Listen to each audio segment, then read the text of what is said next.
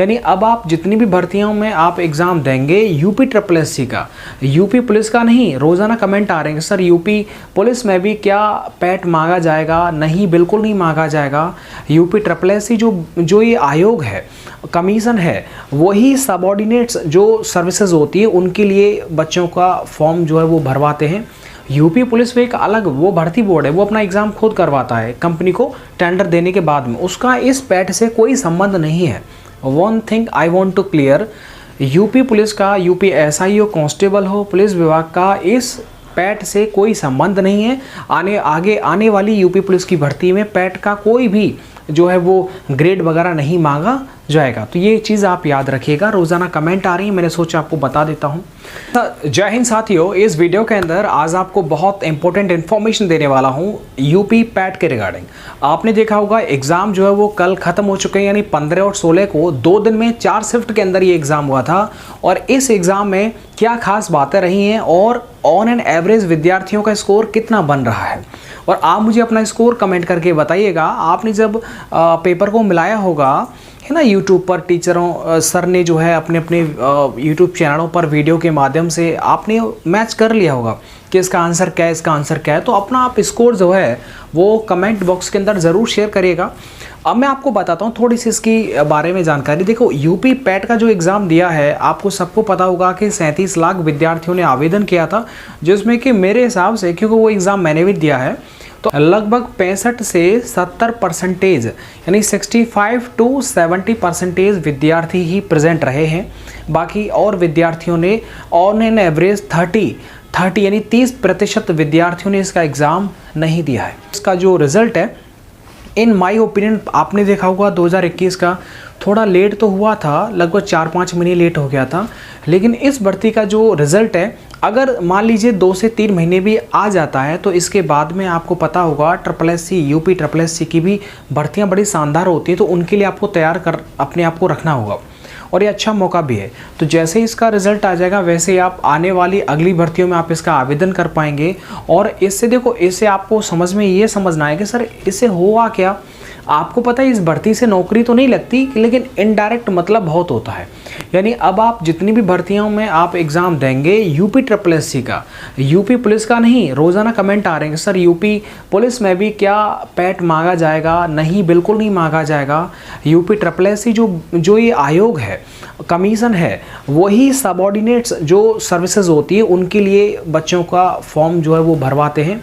UP police में एक अलग वो भर्ती बोर्ड है, वो अपना एग्ज़ाम खुद करवाता है कंपनी को टेंडर देने के बाद में, उसका इस पैट से कोई संबंध नहीं है। One thing I want to clear, UP police का, यूपी एसआई हो, कांस्टेबल हो, पुलिस विभाग का इस पैट से कोई संबंध नहीं है। आगे आने वाली यूपी पुलिस की भर्ती में पैट का कोई भी जो है वो ग्रेड वगैरह नहीं मांगा जाएगा। तो ये चीज़ आप याद रखिएगा। रोज़ाना कमेंट आ रही है, मैंने सोचा आपको बता देता हूँ। इसके बाद में एक और चीज़ आप याद रखिएगा कि इसके साथ में जो भर्तियां आने वाली हैं वो अच्छी खासी भर्तियां होती हैं, संख्या कम होती है भर्तियों की, लेकिन वो बहुत जेन्युइन भर्ती होती हैं। मतलब आप समझिएगा, देखो यूपी ट्रिपल एससी का एक चीज़ आपने भी नोटिस किया होगा, मैंने भी नोटिस किया है कि काफ़ी लंबे समय इसमें जो है वो लग जाता है, और तब जाके भर्ती जो है वो संपन्न हो पाती है। आपने पता है फॉरेस्ट गार्ड का फॉर्म कब भरे गए थे, और अब जाके उसका एग्ज़ाम हुआ है। अभी उसका जो है वो आंसर, रिवाइज्ड आंसर की भी नहीं आया है, और साथ में ही उसका रिज़ल्ट नहीं आया है। तो थोड़ा सा वक्त इसमें लगता है, ये कंफर्म है। लेकिन जो यूपी पुलिस का भर्ती बोर्ड होता है वो आपने देखा होगा, औसतन जो होता है इसके कंपैरिजन में तो बहुत जल्दी फास्ट जो है वो भर्ती आगे चली जाती है। हाँ, थोड़ा समय लगता है, लेकिन इसमें थोड़ा कुछ ज़्यादा ही समय लग जाता है। तो इस समय का आप सदुपयोग करें और आप तैयारी को बरकरार रखिएगा। आगे आने वाली यूपी पुलिस की वैकेंसी के लिए आपकी तैयारी पैट की जो है वो काम आ जाएगी, और पैट का आपने एग्ज़ाम देखा होगा। अब आप पूछेंगे सर पैट में औसतन आपके अनुमान में कितना स्कोर बन रहा होगा, तो मैं आपको बता दूं, इसमें औसतन जो ऑन एन एवरेज है, अगर कोई थोड़ा भी पढ़ा लिखा है, जिसने पढ़ाई से संबंध रखा हो, ऑन एन एवरेज काट पीट करके आप ये मान लीजिएगा कि स्कोर जो बन रहा है इस पेपर को देख करके वो 65 से और 85 के बीच में बनेगा। 65 यानी कि ऑन एन एवरेज में औसत की बात कर रहा हूँ, तो औसत जो है वो 70 के आसपास बनेगा, 70-75 के आसपास। ये औसत स्कोर की मैं आपको बात बता रहा हूँ, 70-75 जिन्होंने जो कांस्टेबल की तैयारी कर रहे हैं। मैंने एग्ज़ाम दिया था, मैंने 85 जो है क्वेश्चंस अटेम्प्ट किए थे, जिसमें मेरा 74 क्वेश्चंस जो एकदम ठीक है, बाकी गलत हो गया है। तो 85 अटेम्प्ट किए थे, 74 मेरा स्कोर बन रहा है इसमें, और अच्छा पेपर था। और देखो इसमें आपको पता होगा 2 बार ग्राफ आए थे, एक पाई चार्ट आया था। पाई चार्ट किसी में थोड़ा डिफ़िकल्ट है, किसी में मतलब टाइम टेकिंग है। आपको पता होगा जब बार ग्राफ आप देख रहे हैं, कोई भी ग्राफ दे रखा है कुछ कंपनियों का भी, तो राज्यों का भी एक बार ग्राफ दिया हुआ था, तो ऐसे में आपको जोड़ना है, एवरेज निकालना है, परसेंटेज निकालना है, तो ये सब बड़ा टाइम टेकिंग होता है। आपको पता है स्टैटिक हो, करंट हो, और बाकी आगे आने वाली जो भी भर्ती हैं उनके लिए भी आप अपने आप को तैयार रखिएगा अच्छे से, और एग्ज़ाम देने आप ज़रूर जाइएगा। चलिए दोस्तों, आप मुझे बार बार पूछ रहे थे कि सर आपका स्कोर क्या है, क्या इसके रिगार्डिंग कोई न्यूज़ अपडेट है या नहीं, वो मैं आपको बता चुका हूँ। मिलता हूँ मैं आपको नेक्स्ट वीडियो के साथ। और हाँ, आप मुझे पूछ रहे थे कि सर रेडियो ऑपरेटर के बारे में, CDSF के बारे में, रेडियो ऑपरेटर का जो एग्ज़ाम आने वाला है उसके लिए कुछ आप प्रैक्टिस सेट वगैरह बताइएगा। तो अभी देखिए, मैं खुद अपना जो है वो प्रैक्टिस सेट जो मैं क्रिएट कर रहा हूँ, उसके 2-3 प्रैक्टिस सेट अभी बचे हुए हैं।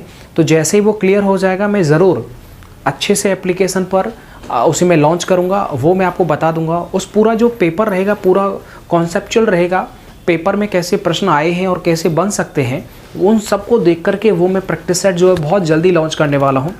तो उसका भी मैं आपको 1-2 दिन में जो इन्फॉर्म कर दूंगा।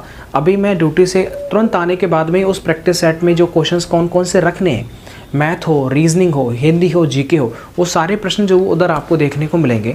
ऑनलाइन के लिए अभी चल रहा है काम, जैसे ही कंप्लीट हो जाएगा, कुछ पेपर 1-2 सेट और बचे हैं, उनको मैं कंप्लीट कर लेता हूँ, उसके बाद मैं आपको बता दूंगा कि ये आपको कहाँ से जो वो बाय करना है, कहाँ से किस तरीके से आप इन प्रैक्टिस सेट्स को जो है वो लगा सकते हैं, बाय कर सकते हैं, परचेज कर सकते हैं।